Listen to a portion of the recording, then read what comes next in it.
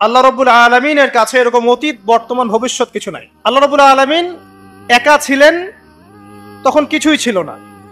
আবার যখন সবকিছু ধ্বংস হয়ে যাবে, আল্লাহ পাক একাই থাকবেন, আর কিছু থাকবে না। এখন আল্লাহ পাক সর্বপ্রথম সৃষ্টি করলেন আরশে আজিম। কি সৃষ্টি করলেন? এবং আরশটা পানির উপরে ছিল। কিসের উপরে? পানির উপর। এরপরে আল্লাহ রাব্বুল আলামিন সৃষ্টি করেছেন কলম। আল্লাহ পাকের কাছে লাউহে মাহফুজ আছে। লাউহে মাহফুজ মানে সুরক্ষিত একটা ফলক। এখানে আল্লাহ পাক কলমকে বললেন লিখো। কলম বলল যে মাযা আকতুব, আমি কি লিখবো হে আল্লাহ? আল্লাহ পাক বললেন কিয়ামত পর্যন্ত যা যা হবে, শেষ দিন পর্যন্ত যা কিছু ঘটবে লিখে ফেলো। কলম লিখে ফেলেছে কিয়ামত পর্যন্ত কি কি হবে। অতএব আপনার রিজিক নিয়ে এত টেনশন করার কোনো দরকার নেই। বিয়ে শাদী হচ্ছে না, এই জন্য কবরে গিয়ে মানত করার কোনো দরকার নেই। সময় মতো হবে ইনশাআল্লাহ। যখন রিজিক তাকদিরে লেখা আছে, সময় মতো ইনশাআল্লাহ হবেই। তাকদিরের বাইরে কিছু হবে না। তো আল্লাহ পাক তাকদির লিখে ফেললেন। এমনকি লাউহে মাহফুজে কোরআনও লিপিবদ্ধ আছে। সূরা বুরুজ পড়েন নাই? বাল হুয়া কুরআনুম মাজিদ ফি লাউহিম মাহফুজ। লাউহে মাহফুজ থেকে কোরআন মাজিদ নাজিল করা হয়েছে প্রথম আসমানে। এরপর প্রথম আসমান থেকে আস্তে আস্তে ধাপে ধাপে বিভিন্ন ঘটনার পালাক্রমে রাসূলুল্লাহ সাল্লাল্লাহু আলাইহি ওয়াসাল্লামের কলবের মধ্যে জিবরাইল আলাইহিস সালামের মারফতে ওহী করা হয়েছে। এই হলো কোরআন, যেটা নাজিল হতে সময় লেগেছে 23 বছর। তো লাউহে মাহফুজ আল্লাহ রাব্বুল আলামিন সব লিখে ফেললেন। এভাবে 6 দিন, আল্লাহ পাকের হিসেবে 6 দিন কত লম্বা আল্লাহ ভালো জানেন। 6 দিনে আল্লাহ রাব্বুল আলামিন এরপর সৃষ্টি করলেন পুরো মহাবিশ্ব। পুরো মহাবিশ্ব বলতে আমি শুধু পৃথিবীর সৌরজগৎ বোঝাচ্ছি না। এই মঙ্গল, বুধ, শনি, বৃহস্পতি এইটুক না, এরকম হাজার হাজার সৌরজগৎ মিলে একটা গ্যালাক্সি হয়, আর হাজারটা গ্যালাক্সি মিলে গিয়ে একটা আসমান হচ্ছে, মহাকাশের একটা ছায়াপথ আসমান হচ্ছে। তো এরকম 7টা আসমান বা 7টা মহাবিশ্ব আল্লাহ পাক সৃষ্টি করলেন মাত্র 6 দিনে। কয় দিনে? ফি সিত্তাতি আইয়াম, 6 দিন আল্লাহ পাক সৃষ্টি করলেন। এরপর আল্লাহ রাব্বুল আলামিন প্রত্যেক মহাকাশে তার যার যার কাজ সেটা দিলেন। যেখানে যেখানে মাখলুক সৃষ্টি করা আল্লাহ পাক করলেন। আল্লাহ রাব্বুল আলামিন মালায়েকা সৃষ্টি করলেন নূর দিয়ে। কি দিয়ে? আলো দিয়ে। আলোর মধ্য দিয়ে আল্লাহ রাব্বুল আলামিন ফেরেশতা সৃষ্টি করলেন। আল্লাহ পাক জিন সৃষ্টি করলেন। জিন কি দিয়ে? আগুন দিয়ে। একদম যেটা উত্তপ্ত আগুন, লাল আগুন, সেই আগুন দিয়ে আল্লাহ পাক জিন জাতিকে সৃষ্টি করলেন। সৃষ্টি করার পর আল্লাহ রাব্বুল আলামিন জিন জাতিকে পৃথিবীতে পাঠিয়েছেন। কোথায়? আর এখন মানুষ পৃথিবীতে যা করছে, জিন জাতীয় কিছুটা এরকমই কাজ করেছিল, বরং তার চেয়েও হয়তো বেশি করেছিল। পৃথিবীতে সে ফিতনার ফাসাদ সৃষ্টি করেছিল। এক পর্যায়ে আল্লাহ রাব্বুল আলামিন জিন জাতিকে ধ্বংস করে দিলেন।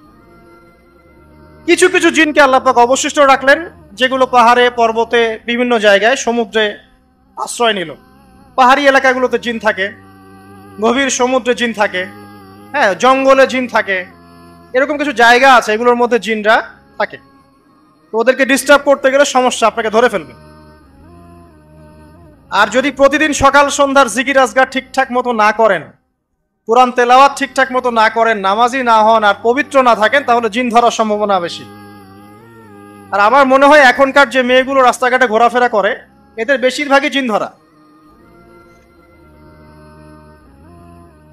কারণ আছে, এমনি এমনি বলি নাই।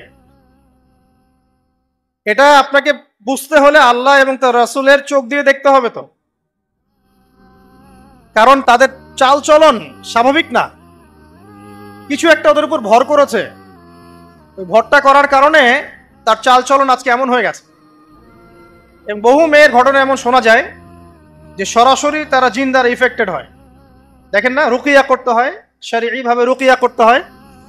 তো খেয়াল রাখবেন, সকাল সন্ধ্যার জিকির আজগার ঠিক রাখবেন, কোরআন তেলাওয়াতটা ঠিক রাখবেন, নামাজি হবেন, পাক পবিত্র থাকবেন, জিন আপনাকে কোনো ক্ষতি করতে পারবেন না ইনশাআল্লাহ।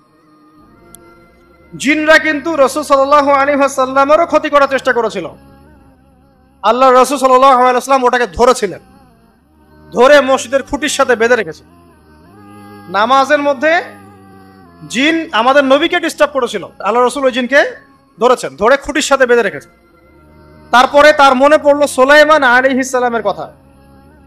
সুলাইমান আলাইহিস সালাম বলেছিল আল্লাহকে, আল্লাহ আমাকে যে ক্ষমতা তুমি দিয়েছো আমার পরে কাউকে এই ক্ষমতা আর দিও না। আর সুলাইমান আলাইহিস সালামকে আল্লাহ পাক জিন জাতিকে অনুগত করে দিয়েছিলেন। সুলাইমান আলাইহিস সালামের নির্দেশে জিন জাতি বিভিন্ন কাজ করত, এমনকি সমুদ্রের মধ্যে ডুবুরির কাজও করত, সমুদ্রের ভিতর থেকে রত্ন বের করে নিয়ে আসতো। এগুলো কিন্তু অলিক রূপকথা নয়, সত্য ঘটনা। তখন নবী সাল্লাল্লাহু আলাইহি ওয়াসাল্লাম বললেন যে আমার ভাই সুলাইমানের কথা আমার মনে পড়ে গেল, তাই আমি জিনটাকে ছেড়ে দিলাম। তো আল্লাহ পাক জিন জাতিকে সৃষ্টি করে এই পৃথিবীতে পাঠানোর পর তারা এরকম ফিতনা এবং ফাসাদ সৃষ্টি করার পরে আল্লাহ পাক ওদেরকে ধ্বংস করে দেন। দেওয়ার পরে আরো অনেক যুগ এবং অনেক শতাব্দী কেটে যায়। কত যুগ কত শতাব্দী আল্লাহ ভালো জানেন। অনেক লম্বা সময় পরে গিয়ে আল্লাহ রাব্বুল আলামিন ফেরেশতাদেরকে ডাকেন। কাদেরকে ডাকেন? তাদেরকে ডেকে বলেন, ওয়াইস ক্বালা রাব্বুকা লিল মালায়েকা, স্মরণ করো নবী সেই সময়ের কথা যখন তোমার রব ফেরেশতাদেরকে ডাকলেন, ডেকে বললেন, ইন্নী জাইলুন ফিল আরদি খলিফা, হে ফেরেশতা মণ্ডলী আমি পৃথিবীতে আমার খলিফা পাঠাতে চাই। কি পাঠাতে চাই ভাই? খলিফা। খলিফার দুটো অর্থ, একটা হচ্ছে ওই যে জিনরা যে চলে গেল ওর স্থলাভিষিক্ত হয়ে আরেকটা জাতি, স্থলাভিষিক্ত হওয়া। আরেকটা ব্যাখ্যা হচ্ছে খলিফা শব্দের মানে হচ্ছে যে ব্যক্তি আল্লাহ পাকের বিধান অনুযায়ী পৃথিবীতে বিচার ফয়সালা করে সে আল্লাহর খলিফা। আমি কি বুঝাতে পারছি? আল্লাহ পাক ফেরেশতাদেরকে বললেন আমি পৃথিবীতে আমার খলিফা পাঠাতে চাই, প্রতিনিধি এবং যে আল্লাহর বিধান দ্বারা বিচার ফয়সালা করে। তখন ফেরেশতারা বলছেন, ক্বালু, ফেরেশতারা বলছেন, আতাজআলু ফিহা মান ইউফসিদু ফিহা ওয়া ইয়াসফিকু দিমা, হে আল্লাহ আপনি কি এমন কোন সৃষ্টিকে আবার পৃথিবীতে পাঠাতে চান যে পৃথিবীতে গিয়ে ফিতনা ফাসাদ সৃষ্টি করবে অথবা রক্তপাত ঘটাবে? ফেরেশতারা এই কথা কিভাবে বলতে পারলো? হ্যাঁ, জিন জাতির অভিজ্ঞতার আলোকে। ঠিক আছে? তখন আল্লাহ পাক বলছেন, ইন্নী আ'লামু মা লা তা'লামুন, দেখো আমি যা জানি তোমরা তা জানো না। মানে তারা ফিতনা ফাসাদ সৃষ্টি করতে পারে, কিন্তু আমার কিছু মুখলেস বান্দা থাকবে যারা এই পথে পা বাড়াবে না। আচ্ছা, এবার আল্লাহ রাব্বুল আলামিন আদম আলাইহিস সালামকে সৃষ্টি করলেন। আল্লাহ পাক নিজের হাত দিয়ে আদম আলাইহিস সালামকে সৃষ্টি করেছেন। সূরা সদের মধ্যে আল্লাহ পাক বলেছেন, দেখুন মহাবিশ্বের কোন সৃষ্টির ব্যাপারে বলা হয়নি যে খলাকতু বিয়াদাই, আমি নিজ হাতে তাকে সৃষ্টি করেছি। শুধুমাত্র আদম আলাইহিস সালাম, আমাদের পিতার ক্ষেত্রে বলা হয়েছে খলাকতু বিয়াদাই, আমি নিজ হাতে তাকে সৃষ্টি করেছি। কত সম্মান, কত ভালোবাসা, তাই না? এবার আল্লাহ রাব্বুল আলামিন আদম আলাইহিস সালামকে সমস্ত নাম শিক্ষা দিলেন। সমস্ত নাম মানে কি? ওয়াল্লামা আদামাল আসমাআ কুল্লাহা, আল্লাহ পাক বলছেন এরপর আমি আদম আলাইহিস সালামকে মহাবিশ্বের যত জ্ঞান আছে সমস্ত নাম শিক্ষা দিয়ে দিলাম। সুবহানাল্লাহ। যেই জ্ঞান ফেরেশতাদেরও ছিল না, যেই জ্ঞান ইবলিসেরও ছিল না। ইবলিস কিন্তু অনেক জ্ঞানী ছিল, অনেক বড় আবেদ ছিল, সে দীর্ঘদিন আল্লাহর ইবাদত করেছে, কিন্তু এই জ্ঞান কিন্তু তারও ছিল না, ফেরেশতাদেরও ছিল না। সুম্মা আরাদাহুম আলাল মালায়েকা, এরপর আল্লাহ রাব্বুল আলামিন আদম আলাইহিস সালামকে ফেরেশতাদের সামনে নিয়ে আসলেন, উপস্থাপন করলেন। মহাবিশ্বের ঘটনা, এটা ঘটছে, চিন্তা করেন, এটা কিন্তু ঘটেছে আগে, অতীত। এবার সমস্ত ফেরেশতার সামনে আদম আলাইহিস সালামকে নিয়ে আসা হচ্ছে। এবার বলা হচ্ছে যে হে ফেরেশতারা, তোমরা এই নামগুলো বলে দাও দেখি, তোমরা যদি সত্যবাদী হও। তো ফেরেশতারা বলছেন, লা ইলমা লানা ইল্লা মা আল্লামতানা, হে আল্লাহ আপনি আমাদেরকে যা শিখিয়েছেন এর বাইরে তো কোনো জ্ঞান নাই আমাদের। তারপর আল্লাহ পাক আদমকে বললেন আলাইহিস সালাম, হে আদম তুমি সব নাম বলে দাও দেখি। এরপর আদম আলাইহিস সালাম সমস্ত নাম একটা একটা করে বলে দিলেন। তাহলে আমাদের পিতা জ্ঞানী ছিলেন, নজ্ঞ ছিলেন, আর আমরা তার সন্তান হিসেবে জ্ঞানী নজ্ঞ, এটা আমাদের শোভা পায়। আমাদের পিতা ছিলেন মহাবিশ্বের সবচেয়ে জ্ঞানী সত্তা, আল্লাহ রাব্বুল আলামিন তাকে জ্ঞান শিক্ষা দিয়েছেন, সমস্ত জ্ঞান। তবে তার সমস্ত জ্ঞান আর এই মহাবিশ্বের সমস্ত জ্ঞান আল্লাহর জ্ঞানের তুলনায় কতটুকু জানেন? একটা সমুদ্রের মধ্য থেকে এক ফোঁটা পানি উঠালে যেমন হয়, পুরো মহাবিশ্বের জ্ঞান আল্লাহর জ্ঞানের সামনে এতটুকু। আল্লাহ পাকের জ্ঞান এত অসীম পুরো মহাসাগরের মধ্য থেকে এক ফোঁটা পানি তুললে, ওই যে এক ফোঁটা পানি তুললেন, এটা মহাবিশ্বের জ্ঞান, আর বাকি সমস্ত পানি এটা আল্লাহ পাকের জ্ঞান। ঠিক দুনিয়ার জীবনের এক্সাম্পলটা এমনই। একটা সাগরের মধ্যে আঙ্গুল ডুবালে, আঙ্গুল উঠালে যতটুকু পানি আঙ্গুলে বেঁধে থাকে এটা দুনিয়া, আর পুরো মহাসাগরটাই হচ্ছে কি আখিরাত। নবীজি বলছেন সাল্লাল্লাহু আলাইহি ওয়াসাল্লাম, একটা মৃত গাধাকে দেখে বলছেন, সাহাবীরা তোমরা কি কেউ এই গাধাটাকে 1 দিরহামের বিনিময়ে কিনবে? কান কাটা, মৃত, গলে আছে, এই গাধাটাকে কিনবা 1 দিরহাম দিয়ে? সাহাবীরা বলছেন, মাংনা দিলেও তো কিনবো না। ইয়া রাসূলুল্লাহ, যদি ফ্রিও কেউ দেয়, বিনামূল্যে দেয়, তাও তো নিব না। তখন নবী সাল্লাল্লাহু আলাইহি ওয়াসাল্লাম বলছেন, এটাই হচ্ছে আল্লাহর কাছে দুনিয়ার এক্সাম্পল। ওই মৃত গাধা তোমাদের কাছে যতটা না ইম্পর্টেন্ট, যতটুকু মূল্য রাখে, আল্লাহর কাছে এই দুনিয়া তার চেয়েও কম মূল্য রাখে। তো এই দুনিয়াতে তো সব ফয়সালা হবে না। আমরা তো হতাশ হয়ে যাই না যে দুনিয়াতে এমন কেন, এটা কেন, ওইটা কেন। দুনিয়া এটারই জায়গা। দুনিয়া সবকিছুর কনক্লুশনের জায়গা না, সবকিছুর পরিসমাপ্তির জায়গা হচ্ছে কিয়ামতের মাঠ। ওই দিন যে সফল সে সফল, যে ব্যর্থ সে ব্যর্থ। দুনিয়ার বাড়ি গাড়ি, স্ট্যাটাস, চাকরি বাকরি, ইজ্জত সম্মান, এটা সাফল্য ব্যর্থতার মানদণ্ড নয়, চূড়ান্ত মানদণ্ড নয়। চূড়ান্ত মানদণ্ড কি? ফামান যুহজিহা আনিন নার ওয়া উদখিলাল জান্নাহ ফাকাদ ফাজ। যাকে জাহান্নাম থেকে বাঁচানো হবে, জান্নাতে প্রবেশ করানো হবে, পুলসিরাত পার হতে পারবে, এই একমাত্র ব্যক্তি সফল। তো সাফল্যের সংজ্ঞাটা জেনে রাখবেন, তাহলে আপনি দুনিয়াতে হতাশ হবেন না ইনশাআল্লাহ। এবার কি হলো, যখন আদম আলাইহিস সালাম সমস্ত নাম শিক্ষা দেওয়া সমস্ত নাম বলে দিলেন, এখানে নাম মানে কিন্তু খালি নাম নয়, জ্ঞান বলে দিলেন, তখন আল্লাহ রাব্বুল আলামিন ফেরেশতাদেরকে বললেন, তোমরা সবাই এখন আদমকে সিজদা করো। ওয়া ইয কুলনা লিল মালাইকাতি ইসজুদু লি আদম। আল্লাহ পাক এবার বলছেন, আমি সমস্ত মালায়েকাকে বললাম তোমরা আদমকে সিজদা করো। ফাসাজাদু, সবাই সিজদা করলো, ইল্লা ইবলিস, ইবলিস সিজদা করলো না। কেন করলে না? ইবলিসকে বলা হচ্ছে, ইয়া ইবলিস মা মানাকা আল্লা তাসজুদা ইয আমারতুক, তোমাকে কে নিষেধ করলো সিজদা করতে ওই আদমকে যাকে আমি আদেশ করেছি? কে নিষেধ করলো? তখন ইবলিস বলছে, খালাকতানি মিন নার ওয়া খালাকতাহু মিন তিন, আমাকে সৃষ্টি করেছেন আগুন দিয়ে আর আদমকে সৃষ্টি করেছেন মাটি দিয়ে, আমি কিভাবে তাকে সিজদা করতে পারি? ইবলিস বলতে চাইলো যে আপনি যে বলছেন আদমকে সিজদা করো, আদম তো মাটির তৈরি, আমি তো আগুনের তৈরি, তাহলে আপনি ভুল বলছেন। নাউজুবিল্লাহ। আগুন কেন মাটির সামনে নত হবে? মাটি আগুনের সামনে নত হওয়া উচিত। তার কেয়াস হচ্ছে এমন, কেয়াস মানে কি? তার এটা কি? হ্যাঁ, তার এটা যুক্তি, তার এটা যুক্তি এবং দর্শন যে আমি কেন তাকে সিজদা করব? আমি তো আগুনের তৈরি আর আদম হচ্ছে মাটির তৈরি। তো খালাকতাহু মিন নার ওয়া খালাকতানি মিন তিন, খালাকতানি মিন নার ওয়া খালাকতাহু মিন তিন, আমাকে সৃষ্টি করেছেন আগুন দিয়ে, আদমকে সৃষ্টি করেছেন মাটি দিয়ে। আবা ওয়াস্তাকবারা, আল্লাহ পাক বলছেন সে উদ্ধত হলো এবং অহংকার প্রদর্শন করলো। আর আল্লাহ পাক অনেক কিছু মাফ করে দেন, কিছু কিছু বিষয় আল্লাহ পাক মোটেই পছন্দ করেন। তার মধ্যে একটা হচ্ছে অহংকার, তার মধ্যে একটা হচ্ছে শিরক, তার মধ্যে একটা হচ্ছে অন্যের হক নষ্ট করা, তার মধ্যে একটা হচ্ছে আদম সন্তানকে হত্যা করা, তার মধ্যে একটা হচ্ছে বৃদ্ধ বয়সে ব্যভিচার করা, তার মধ্যে একটা হচ্ছে মুরতাদ হয়ে যাওয়া। ওই যে খ্রিস্টান হয়ে যাচ্ছেন না, খালি মরেন তারপর বুঝবেন, খালি মালাকুল মউত আসুক তারপর বুঝবেন। আল্লাহ রাব্বুল আলামিন বলছেন তার রাসূলের মাধ্যমে, কেউ যদি সাক্ষ্য দেয় আল্লাহ ছাড়া কোনো মাবুদ নাই, মুহাম্মদ সাল্লাল্লাহু আলাইহি ওয়াসাল্লাম শেষ নবী, ঈসা ইবনে মারইয়াম আল্লাহর প্রেরিত নবী, আল্লাহর পুত্র নন, জান্নাত সত্য এবং জাহান্নাম সত্য, এই 5টা বিষয় যদি কেউ সাক্ষ্য দেয় ইনশাআল্লাহ সে জান্নাতে যাবে, তার আমল যেমনই হোক না।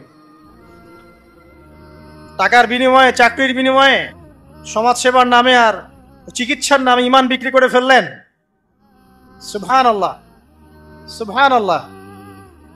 তোমাদের এই পৃথিবীতে বেঁচে থাকার চাইতে মাটির তলে চলে যাওয়া ভালো।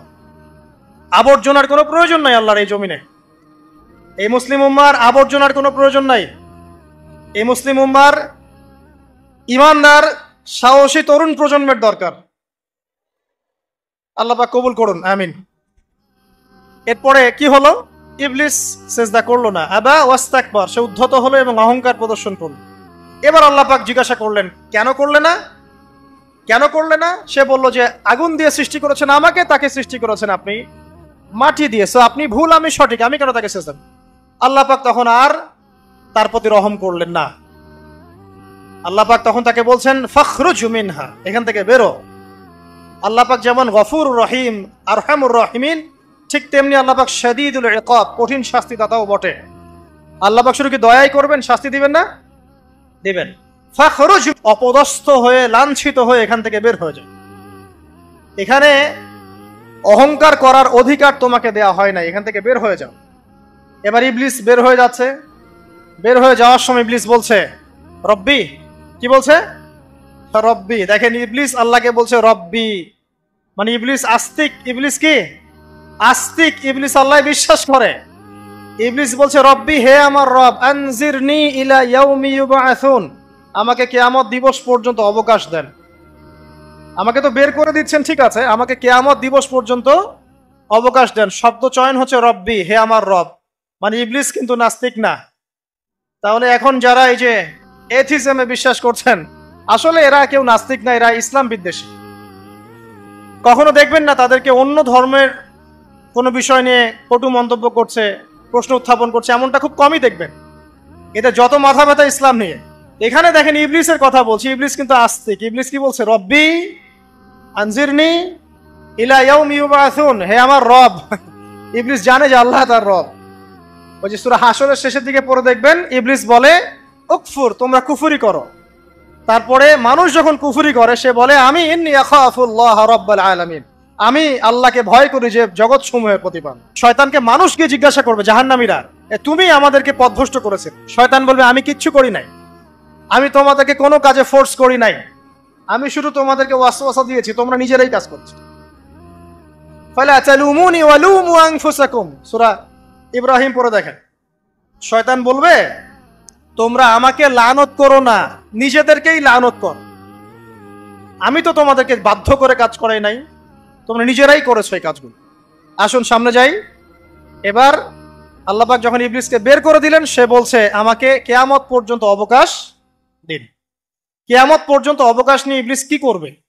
উত্তর, ইবলিস বলছে ফাবিমা আগওয়াইতানি, হে আল্লাহ, যে কারণে বা যে আদমের কারণে আপনি আমাকে এখান থেকে বের করে দিলেন, লাআকউদান্না লাহুম সিরাতাকাল মুস্তাকিম, আমি সে আদম সন্তানের সরল পথে ওত পেতে বসে থাকবো। শয়তানের কথা কি মনে থাকবে যুবক ভাইরা? শয়তানের চ্যালেঞ্জ কি? আমি আদম সন্তানের সরল পথে ওত পেতে বসে থাকবো, মানে আমার আপনার সবার পথে সে ওত পেতে বসে আছে। এটা যদি মাথায় থাকে তাহলে জীবনে চলা সহজ হয় না? আচ্ছা, আর কি করব?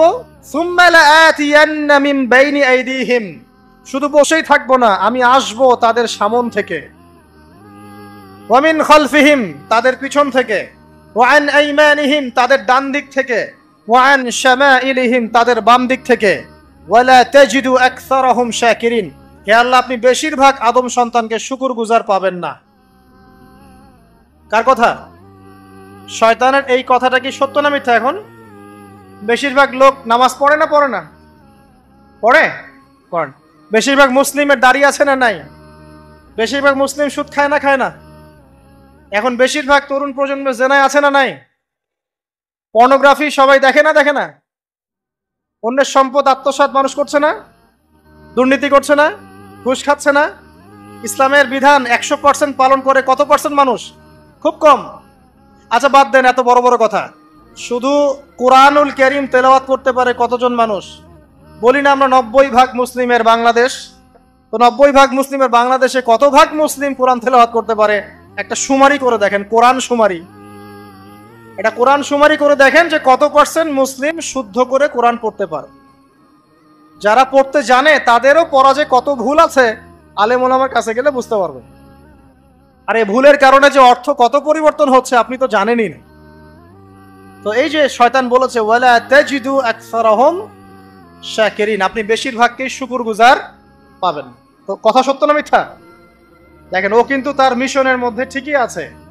কথা যে সত্য তার প্রমাণ সহিহ বুখারীর একটা হাদিস, যেটা 4 বার এসেছে বুখারীর মধ্যে, যে আদম আলাইহিস সালামকে ডাকা হবে কিয়ামতের মাঠে, ডেকে বলা হবে তোমার সন্তানদের মধ্য থেকে জাহান্নামীদেরকে আলাদা করে দাও। আদম আলাইহিস সালাম বলবেন কতজনকে আলাদা করে দিব? আল্লাহ পাক বলবেন প্রতি 1099 জনকে জাহান্নামের জন্য আলাদা করে দাও। শয়তানের কথা ঠিক না বেঠিক? এবার আল্লাহ রাব্বুল আলামিন তাকে বের করে দিলেন। ইবলিস এবার বের হয়ে গেল, চ্যালেঞ্জও করলো। এবার আল্লাহ পাক আদম আলাইহিস সালামকে ডেকে বলছে ইয়া আদম, এবার আদম আলাইহিস সালামের এই যে পাজর মানে বুকের পাজর, এখান থেকে তার সঙ্গিনীকে সৃষ্টি করা হলো। কারণ আদম আলাইহিস সালাম একাকী ছিলেন, একা কি থাকা যায়? একা থাকতে কষ্ট হয় না? একজন জীবন সঙ্গী লাগে না? তো আদম আলাইহিস সালামের এই বাম পাজরের হাড় থেকে হাওয়া আলাইহিস সালামকে সৃষ্টি করা হলো। সৃষ্টি করার পর আরো একটা ঘটনা আছে যে আল্লাহ রাব্বুল আলামিন আদম আলাইহিস সালামের পিঠের যে অংশটুকু আছে, এই অংশটুকু থেকে আগামীতে যত আদম সন্তান আসবে সবাইকে ছোট ছোট পিঁপড়ার আকৃতিতে সামনে নিয়ে দেখালেন। সুবহানাল্লাহ। যত আদম সন্তান আসবে আল্লাহ পাক সবাইকে আদমের সামনে দেখালেন এবং বললেন এই যে শুভ্র অংশ যারা, মানে সাদা অংশ যারা, তারা তোমার সন্তানদের মধ্য থেকে সবাই জান্নাতি। আর তোমার এই যে বাম পাশে যেগুলো কালো কালো ছোট ছোট আকৃতি দেখছো, এগুলো সব তোমার সন্তানদের মধ্য থেকে জাহান্নামী। আমরা দোয়া করি আমরা তাদের অন্তর্ভুক্ত না হই। এবার আল্লাহ পাক সবাইকে বললেন, সূরা আরাফের মধ্যে আসছে 182 নম্বর আয়াতে মনে হয়, আল্লাহ পাক বলেন আলাস্তু বিরাব্বিকুম, হে আদমের সন্তানরা আমি কি তোমার রব নই? আমি কি তোমাদের রব নই? আলাস্তু বিরাব্বিকুম, আমি কি তোমাদের রব নই? আলাস্তু বিরাব্বিকুম, আমি কি তোমাদের রব নই? আমরা সবাই তখন বলেছিলাম বালা ইয়া রব্বি, অবশ্যই আপনি আমাদের রব। আমরা এখন ভুলে গেছি না? আমরা সবাই এই সাক্ষী দিয়ে আসছি রুহের জগতে। আর রুহের জগৎ বলে একটা জগৎ আছে, অনেক জগৎ আছে। রুহের জগৎ একটা, দুনিয়ার জগৎ একটা, জিন জাতির জগৎ আলাদা, বারজাখ পরকালে যে কবরে রাখার পরে বারজাখের জগৎ একটা, আর দারুল করার যেটা হবে একদম জান্নাত জাহান্নাম, ওটা আরেকটা জগৎ। এই যে মহাবিশ্ব যে সম্প্রসারিত হচ্ছে, এক এক গ্যালাক্সিতে এক একটা জগৎ না, এরকম বহু জগৎ আছে। রুহের জগতে আমরা এই ওয়াদা আল্লাহর কাছে করে এসেছি। এটাকে আহদে আলাস্তু বলে। কি বলে? আহদে আলাস্তু, মানে আলাস্তু বিরাব্বিকুম, আমি কি তোমাদের রব নই? আমরা বলেছিলাম হ্যাঁ আপনি আমাদের রব। একটা মজার কথা আছে এখানে, যখন আদম আলাইহিস সালাম দেখছিলেন তার সন্তানদেরকে সাদা সাদা আকৃতি ছোট ছোট, এর মধ্যে একটা সন্তানকে দেখে, একজন সন্তানকে দেখে তার প্রচন্ড ভালো লেগেছিল এবং তিনি অত্যন্ত সুদর্শন ছিলেন। তাকে দেখে তার প্রচন্ড রকম ভালো লেগেছিল। আল্লাহ পাককে তিনি জিজ্ঞাসা করলেন, হে আল্লাহ, আমার সন্তানদের মধ্যে একে, এই সুন্দর সন্তান কে? আল্লাহ পাক বললেন সে হচ্ছে তোমার সন্তান দাউদ। কি নাম? দাউদ আলাইহিস সালাম। আর আপনাকে বলে রাখি, আদম আলাইহিস সালামের ব্যাপারে যেমন আল্লাহ পাক বলেছেন আদম আমার খলিফা, ঠিক দাউদ আলাইহিস সালাম সম্পর্কেও আল্লাহ পাক বলেছেন দাউদ আমার খলিফা। বুঝতে পারলেন? কোথায় আছে? সূরা সাদ পড়ে দেখেন। ঠিক আদম আলাইহিস সালাম সম্পর্কে আল্লাহ পাক বলেছেন না যে আমি পৃথিবীতে খলিফা পাঠাচ্ছি, ঠিক দাউদ আলাইহিস সালাম সম্পর্কেও আল্লাহ পাক বলেছেন দাউদ আমার খলিফা। ইয়া দাউদ ইন্না জাআলনাকা খলিফাতান ফিল আরদ ফাহকুম বাইনান নাস বিল হক ওয়া লা তাত্তাবিল হাওয়া। আয়াতটা পড়ে দেখবেন, ওইদিকে আমি পরে আসছি। তো ওই সন্তানকে দেখে তার এত ভালো লাগলো, আল্লাহর কাছে তিনি জিজ্ঞাসা করছেন, হে আল্লাহ, আমার এই সন্তানের হায়াত কত? আল্লাহ পাক বলছেন তোমার এই সন্তানের হায়াত হচ্ছে 60 বছর। কত বছর? 60 বছর। আর আমাদের উম্মতে মুহাম্মাদের কিন্তু গড় আয়ু এরকম 60-65, এর বেশি না গড় আয়ু। তখন আদম আলাইহিস সালাম বলেন, আল্লাহ আমার হায়াত থেকে তাকে 40 বছর দিয়ে দাও। আমার হায়াত থেকে তাকে 40 বছর দিয়ে দাও। আল্লাহ পাক তাকে 40 বছর দিয়ে দিলেন। তাই আদম আলাইহিস সালামের 1000 বছর হায়াত হয়ে গেল 960 বছর, আর দাউদ আলাইহিস সালামের 40 বছর হায়াত হয়ে গেল 100 বছর। এখন আসেন এই জায়গায় যে আদম আলাইহিস সালাম এবং দাউদ আলাইহিস সালাম দুইজনকে আল্লাহ পাক কি বলেছেন? খলিফা। খলিফা কে? খলিফা কাকে বলে? এটা একটু শুনে নি ছোট্ট করে। সূরা সাদ পড়বেন 24 কি 26 নম্বর আয়াত। আল্লাহ পাক বলছেন ইয়া দাউদ, হে দাউদ, খলিফার কাজ কি এটা শোনেন। হে দাউদ ইন্না জাআলনাকা খলিফাতান ফিল আরদ নিশ্চয়ই আমি আল্লাহ তোমাকে পৃথিবীতে খলিফা করেছি। কি করেছি? খলিফা করেছি। তোমার কাজ কি? ফাহকুম বাইনান নাসি বিল হক, মানুষের মাঝে আল্লাহর বিধান দ্বারা হকের মানদণ্ডে বিচার ফয়সালা করবে। তাহলে আল্লাহর খলিফার দায়িত্ব কি?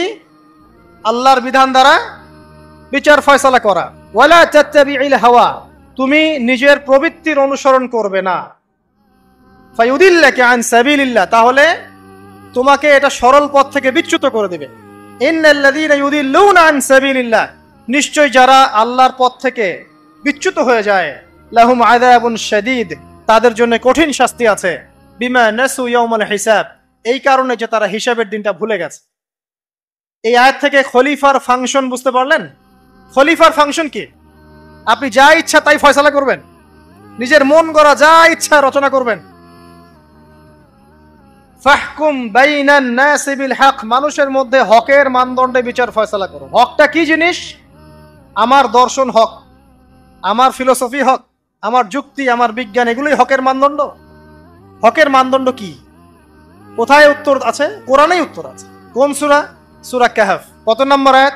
আয়াত নাম্বার 29। আল্লাহ পাক বলছেন, ওয়াকুলিল হাক্কু মির রাব্বিকুম, হক সেটাই যা তোমার রবের পক্ষ থেকে নাজিল। কথা কি ক্লিয়ার? হক কি জিনিস? যা তোমার রবের পক্ষ থেকে নাজিল হয়। ফামান শাআ ফালইউমিন, যার ইচ্ছা হয় সে স্বীকার করুক। ওয়ামান শাআ ফালইয়াকফুর, যার ইচ্ছা হয় সে অস্বীকার করুক। ইন্না আতাদনা লিযালিমিনা নারান, অস্বীকারকারী জালেমদের জন্য আমি আগুন প্রস্তুত করে রেখেছি। তো এখানে আপনি হকের সংজ্ঞা পেলেন এবং হকের মানদণ্ডে বিচার ফয়সালা করলে পরে খলিফা হয়। যদি আল্লাহ পাকের হকের মানদণ্ডে কেউ ফয়সালা না করে, সে আল্লাহর খলিফা নয়, সে শয়তানের খলিফা। কথা কি ক্লিয়ার? আচ্ছা, এখন যদি আপনি বাধ্য হন কোনো ক্ষেত্রে, সেটা আলাদা বিষয়। বাধ্য হয়েছেন সেটা আলাদা বিষয়, কিন্তু আকীদা স্পষ্ট থাকতে হবে যে আল্লাহ রাব্বুল আলামিনের বিধান চূড়ান্ত, এর উপর কোনো বিধান নাই। এখন আপনি আদম এবং দাউদ আলাইহিস সালামের মধ্যে একটা সম্পর্ক বুঝতে পারলেন। এবার আল্লাহ পাক আদম আলাইহিস সালামকে ডাকলেন, ডেকে বলছেন, আদম এবং হাওয়া, তোমরা দুজন উসকুন আনতা ওয়া যাওজুকাল জান্নাহ, এবার তুমি আর তোমার স্ত্রী হাওয়া তোমরা জান্নাতে থাকো। ফাকুলা মিনহা রাগাদান হাইথু শি'তুমা, জান্নাতের যেখান থেকে ইচ্ছা তোমরা ফল খাও বা যা ইচ্ছা তাই করো, সবকিছু উন্মুক্ত তোমাদের জন্য জান্নাতে। একটা বিষয়, ওয়ালা তাকরাবা হাযিহিশ শাজারা, এই যে গাছটা দেখছো, এই গাছের কাছেও যাবে না। এখানে শব্দ এমন না যে গাছের ফল খাবে না, শব্দ হচ্ছে এমন গাছের কাছেও যাবে না। যেমন ওয়ালা তাকরাবু জিনা, জিনা করবে না আল্লাহ পাক বলেননি, বলেছেন জিনার কাছেও যাবে না। ওয়ালা তাকরাবু মাল আল ইয়াতীম, ইয়েতিমের মাল খাবে না আল্লাহ পাক বলেন নাই, আল্লাহ বলছেন ইয়েতিমের মালের কাছেও যেও না। আমি কি বুঝাতে পারছি? এই গাছের কাছেও যেও না। এবার জান্নাতে তারা থাকতে লাগলেন। এবার ইবলিস তো আর হাল ছেড়ে দেয় নাই, সে কি বলেছিল? ডান বাম সামন পিছন সব দিক থেকে আসবে। সে এসে ওয়াসওয়াসা দেয়। কি ওয়াসওয়াসা দেয়? হে আদম, হাল আদুল্লুকা, আমি কি তোমাকে বলে দিব? আলা শাজারাতিল খুলদ ওয়া মুলকিন লা ইয়াবলা, হে আদম, আমি কি তোমাকে বলে দিব এমন একটা গাছের কথা, যেই গাছের ফল খেলে পরে তুমি চিরস্থায়ী জীবন লাভ করবে, কোনোদিন মারা যাবে না। এই চিরস্থায়িত্বের টোপ দিচ্ছে কে? এই চিরস্থায়ী ক্ষমতার টোপে মানুষ পথ হারাচ্ছে না পৃথিবীতে। ওয়া মুলকিন লা ইয়াবলা, এমন রাজত্ব পাবে যেই রাজত্ব কখনো ক্ষয় হবে না। চিরস্থায়িত্বের টোপ, রাজত্বের টোপ, এই দুটোই হচ্ছে পৃথিবীতে মানুষকে পথভ্রষ্ট করার শয়তানের অস্ত্র। কথা মনে বুঝতে পারেন না? আমার মাথার উপর দিয়ে যাচ্ছে, বুঝতে পারবেন ইনশাআল্লাহ। তো টোপ দিচ্ছে দুইটা, হাল আদুল্লুকা আলা শাজারাতিল খুলদ ওয়া মুলকিন লা ইয়াবলা। করতে করতে করতে করতে একদিন সত্যি সত্যি আমাদের পিতামাতা সেই গাছের কাছে চলে গেলেন। যখনই চলে গেলেন, ফালাম্মা যাকা শাজারা, যখন তারা গাছের কাছে চলে গেলেন, বাদাত লাহুমা সাওআতিহিম, তাদের পরনে যে জান্নাতি কাপড় ছিল ধাপাস করে খুলে পড়ে গেল।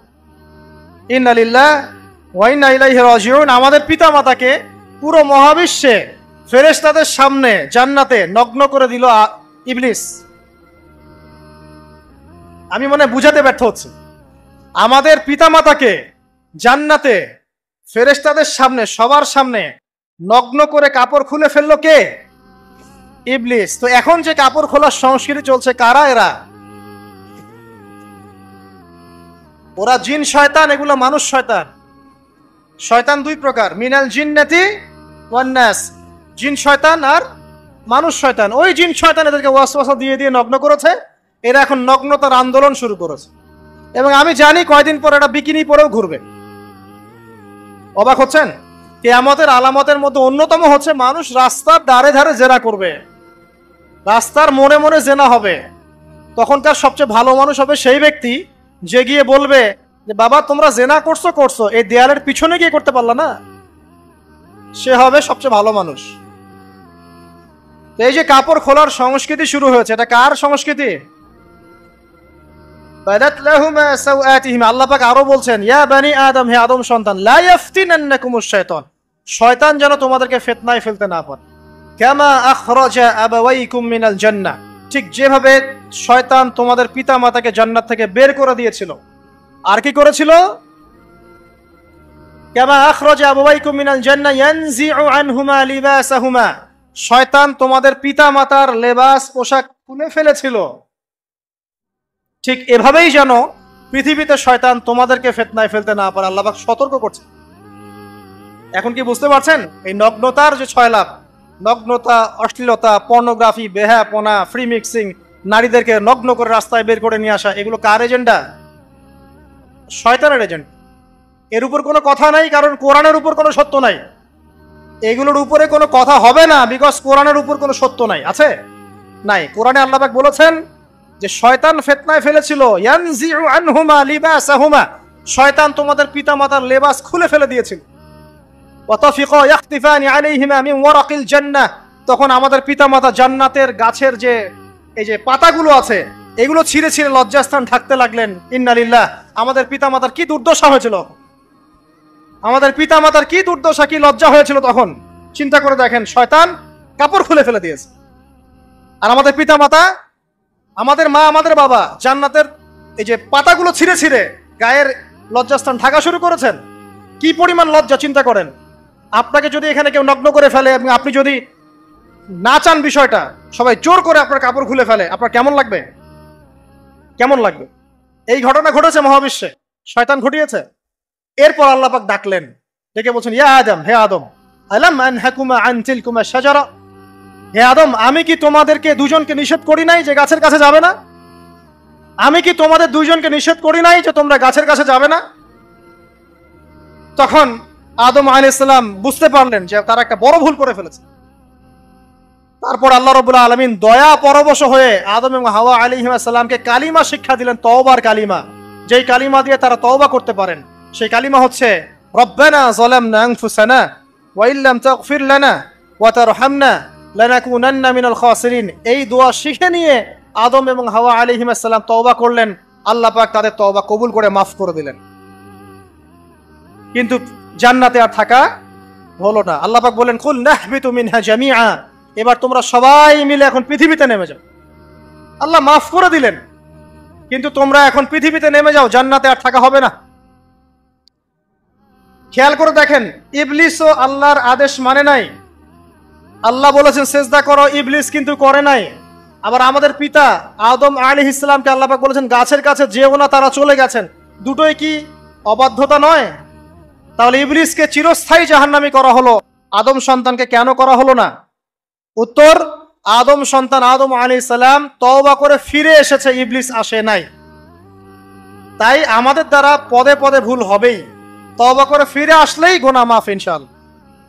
আর যদি ইবলিসের মতো গুনার উপর গুনাহ করতেই থাকেন আর বলেন যে আমি ঠিক কাজ করছি, তাহলে ইনশাআল্লাহ ওই যে জাহান্নাম অপেক্ষা করছে। ইবলিসকে আল্লাহ পাক বললেন যে তুমি এবং তোমার অনুসারী যারাই থাকবে সবাইকে দিয়ে লাআমলাআন্না জাহান্নামা মিনকুম আজমাইন, তোমাদের সবাইকে দিয়ে আমি জাহান্নাম পরিপূর্ণ করব। নাউযুবিল্লাহ। এবার সবাই পৃথিবীতে নেমে আসলো। পৃথিবীতে এসেই কি আল্লাহ পাক ছেড়ে দিলেন? না। আল্লাহ রাব্বুল আলামিন বলছেন কুল নাহবিতু মিনহা জামিআ, তোমরা পৃথিবীতে নেমে যাও। ফাইম্মা ইয়াতিয়ান্নাকুম মিন্নি হুদান, দুনিয়াতে যাচ্ছ যাও, তবে মনে রেখো যে আমার পক্ষ থেকে তোমাদের কাছে হেদায়েতের বাণী আসবে। আমার পক্ষ থেকে তোমাদের কাছে হেদায়েতের বাণী আসবে। ফামান তাবিআ হুদায়া ফালা খাউফুন আলাইহিম ওয়ালা হুম ইয়াহজানুন, যারা আমার হেদায়েতের বাণীগুলো মেনে চলবে তাদের কোনো ভয় নাই, কোনো দুশ্চিন্তাও নাই। ওয়াল্লাযীনা কাফারু ওয়া কাযযাবু বিআয়াতিনা, কিন্তু যারা আমার আয়াতকে কুফরি করবে, মিথ্যা প্রতিপন্ন করবে, ফাউলাইকা আসহাবুন নার, তারা হবে জাহান্নামের অধিবাসী, হুম ফিহা খালিদুন, তারা সেখানে চিরস্থায়ী হবে। এই সহজ সরল জীবন দর্শন দিয়ে আল্লাহ পাক পৃথিবীতে পাঠিয়ে দিন। এবার শুরু হলো পৃথিবীতে পথ চলা। পৃথিবীতে পথ চলার ক্ষেত্রে অনেক কিছু সৃষ্টি করতে হলো, আবিষ্কার, কৃষিকাজ, এটা ওটা সবকিছু। আদম আলাইহিস ইসলামকে আল্লাহ পাক সেই জ্ঞান ওহীর মাধ্যমে শিক্ষা দিলেন। কৃষিকাজ আল্লাহ পাক শিক্ষা দিয়েছেন, চাকা সৃষ্টি করা আল্লাহ পাক শিক্ষা দিয়েছেন, বাহন সৃষ্টি করা আল্লাহ পাক শিক্ষা দিয়েছেন। যত রকম জ্ঞান আছে সমস্ত জ্ঞান এসেছে নবীদের পক্ষ থেকে। সবকিছু জ্ঞানের মূল ভিত্তি এসেছে নবীদের কাছ থেকে, আল্লাহর ওহীর কাছ থেকে। যত সভ্যতা দেখছেন বড় বড়, সমস্ত সভ্যতা শুরু হয়েছে নবী দ্বারা, এবং সভ্যতা শেষও হবে একজন নবী দ্বারা। তার নাম কি? ঈসা ইবনে মারইয়াম। আদম আলাইহিস সালাম আল্লাহর দেয়া শিক্ষায় শিক্ষিত হয়ে দুনিয়াতে চলতে লাগলেন এবং তওবা ইস্তেগফার করতে লাগলেন, কাঁদতে লাগলেন। দীর্ঘকাল তারা ক্রন্দন করেছেন। কি কারণে? ওই যে একটা ভুল তারা করে ফেলেছে। দুনিয়াতে এসে ক্রন্দন করতে করতে করতে করতে আল্লাহ রাব্বুল আলামিন এক পর্যায়ে তওবা কবুল করে ফেললেন। এবার সামনে যান, তাদের সন্তান হলো হাবিল এবং কাবিল। নাম শুনেছেন? শোনেন নাই? হাবিলের কুরবানি কবুল হয়, কাবিলের কুরবানি কবুল হচ্ছে না। বিকজ কাবিল এর কুরবানির মধ্যে ইখলাস নাই। ভাইয়ের কুরবানি কেন কবুল হচ্ছে, আমারটা কেন হচ্ছে না? হিংসার বশবর্তী হয়ে কাবিল হাবিলকে হত্যা করে ফেললো। নবী পরিবারের সদস্য হয়েও কাবিল এরকম অন্যায় করে ফেলল। আর কি হলো? রাসূল সাল্লাল্লাহু আলাইহি সাল্লাম বলেছেন, পৃথিবীতে যত মানুষ অন্যায়ভাবে নিহত হবে, পৃথিবীতে যত মানুষ অন্যায়ভাবে খুন হবে, সমস্ত খুনের পাপের একটা অংশ কাবিলের আমলনামায় যুক্ত হবে। কারণ সেই প্রথম খুন চালু করেছে। এই যে আজকে গুনাহে জারিয়া চালু করছেন না, সুদী এনজিও, সুদী সমিতি, সিনেমা হল, এইটা ওইটা, মদের বার, যত গুনাহে জারিয়া চালু করছেন, মৃত্যু হবে, কবরে যাবেন ঠিকই, কিন্তু গুনাহ কমবে না ইনশাআল্লাহ। মনে করেন একজন নগ্ন ছবিতে অভিনয় করেছে, ঠিক আছে, এখন নাই পৃথিবীতে, বা কেউ অশ্লীল গান বাজনা করে দুনিয়া থেকে বিদায় নিয়েছে, দুনিয়াতে তার গান এখনো বাজছে, সে কবরে শুয়ে শুয়েই সেই গুনাহগুলো পাচ্ছে। ঠিক আপনি যদি এখন ভালো কোনো কাজ করেন, দিনই কোনো ভালো কাজ করেন, মসজিদ হোক, মাদ্রাসা হোক, ইয়েতিমখানা হোক, বিধবাদের কোনো প্রকল্প হোক, বৃদ্ধাশ্রম হোক, মানবতার কোনো কল্যাণমূলক কাজ হোক, মৃত্যুর পরেও ইনশাল্লাহ আপনি নেকি পেতে থাকবেন। সদকায়ে জারিয়া আর গুনাহে জারিয়া ভালো করে বুঝবেন। একটা গুনাহ করে মাফ নেওয়া আলাদা বিষয়, আর গুনাহ চলতে থাকাটা আর একটা বিষয়। আল্লাহ আমাদেরকে হেফাজত করুন, আমিন। নবী পরিবার এগিয়ে গেল এবং তাদের সময়ে তারা শুধু ক্রন্দন করেছেন, ইবাদত করেছেন, আল্লাহর কাছে ইস্তেগফার করেছেন, এবং ওই যে জান্নাতে ফিরে যাওয়ার জন্য তারা আপ্রাণ চেষ্টা করেছে। এক পর্যায়ে আদম আলাইহিস সালামের বয়স যখন 960 বছর হলো, আল্লাহ রাব্বুল আলামিন তাকে ওফাত দিলেন, তার ইন্তেকাল হয়ে গেল। ইন্না লিল্লাহি ওয়া ইন্না ইলাইহি রাজিউন। এরপরেও নবী পরিবার চলতে লাগলো। চলতে চলতে পরবর্তীতে আসলেন নূহ আলাইহিস সালাম, তারপরে ইব্রাহিম, আদ জাতি, তারপর সামুদ, তারপরে শুআয়ব, কওমে মাদিয়ান, মূসা, দাউদ, সুলাইমান, ইসহাক, ইয়াকুব। নবী পরিবার চলতেই লাগলো। এক পর্যায়ে ঈসা আলাইহিস সালামের পরে মুহাম্মদ সাল্লাল্লাহু আলাইহি ওয়াসাল্লামের মধ্য দিয়ে নবীদের সিলসিলা আল্লাহ পাক শেষ করে দিলেন। এভাবেই সভ্যতা এগিয়ে গেছে, এভাবেই আমাদের পিতামাতার হাত ধরে জ্ঞান পৃথিবীতে এসেছে। এবং ওই যে শয়তানের মিথ্যা প্রলোভন, প্রতারণা, এর ফলশ্রুতিতে ওই যে আমাদের পিতামাতার গা থেকে কাপড় খুলে পড়লো, আল্লাহ পাক রাগান্বিত হয়ে সবাইকে দুনিয়াতে নামিয়ে দিলেন, ইবলিসকে চিরস্থায়ী জাহান্নামী ঘোষণা করলেন। কিন্তু আমাদের পিতামাতার ক্রন্দন, তওবা, ইস্তেগফার আমলের বদৌলতে, আল্লাহর রহমতে আল্লাহ পাক পিতামাতাকে মাফ করে দিলেন, আলহামদুলিল্লাহ। এভাবেই মানব জাতি এগিয়ে যাচ্ছে। আজকে আমরা এই পর্যায়ে পর্যন্ত এসেছি। আদম আলাইহিস সালামের এই সংক্ষিপ্ত জীবনী থেকে আমরা কি শিখলাম? আমরা শিখলাম যে আল্লাহ রাব্বুল আলামিন অনেক ভালোবেসে, অনেক মহব্বত করে, মমতা দিয়ে, মায়া দিয়ে নিজের হাতে আমাদের পিতাকে সৃষ্টি করেছেন। এক, দুই, আমাদের পিতাকে আল্লাহ রাব্বুল আলামিন তার পক্ষ থেকে জ্ঞান শিক্ষা দিয়েছেন। এই কারণে আদম সন্তানরা জন্ম থেকেই দেখবেন কিছু না কিছু জ্ঞানে জ্ঞানী হয়েই থাকে। জ্ঞান আপনার ডিএনএ এর মধ্যে থাকেই। আল্লাহ রাব্বুল আলামিন আদম আলাইহিস সালামের মধ্যে রূহ ফুঁকে দিয়েছেন। আল্লাহ রাব্বুল আলামিন আদম আলাইহিস সালামকে জান্নাতে রেখেছেন। আল্লাহ রাব্বুল আলামিন গাছের কাছে যাওয়ার পরেও তওবা ইস্তেগফারের মধ্য দিয়ে তাকে মাফও করে দিয়েছেন। আল্লাহ রাব্বুল আলামিন আদম এবং হাওয়া আলাইহিস সালামের মধ্য দিয়ে এই পৃথিবীতে মানব জাতির সিলসিলা অব্যাহত রেখেছেন এবং কিয়ামত পর্যন্ত যত আদম সন্তান আসবে তাদের জন্য আল্লাহ পাক তার পক্ষ থেকে হেদায়েত প্রেরণ করেছেন।